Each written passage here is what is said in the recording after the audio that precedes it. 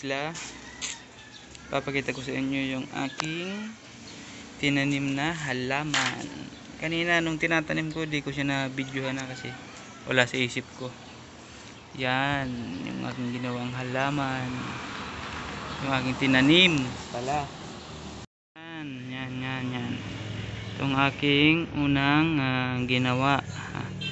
Bali nakatanim na siya, kaya lang bulok na yung lalagyan niya, kaya nilipat ko siya dito. Nakita ko to kanina dun sa baba.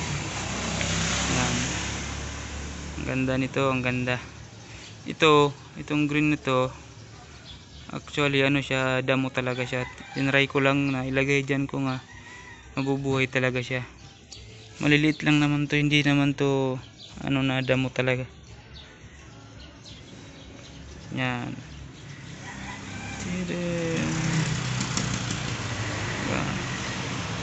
Masaya magtanim ng halaman. Nakakatanggal ng stress. Diba?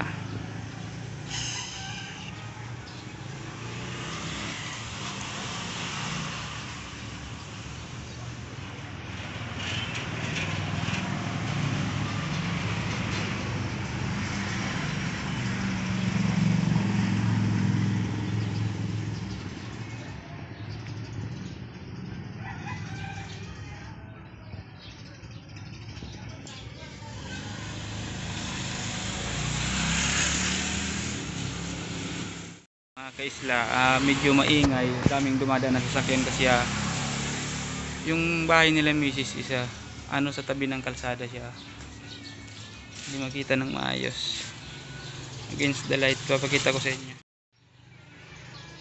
kalsada siya, daanan siya.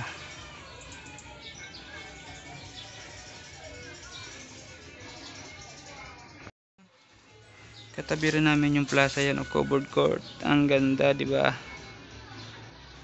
Pero mas maganda tong halaman ko.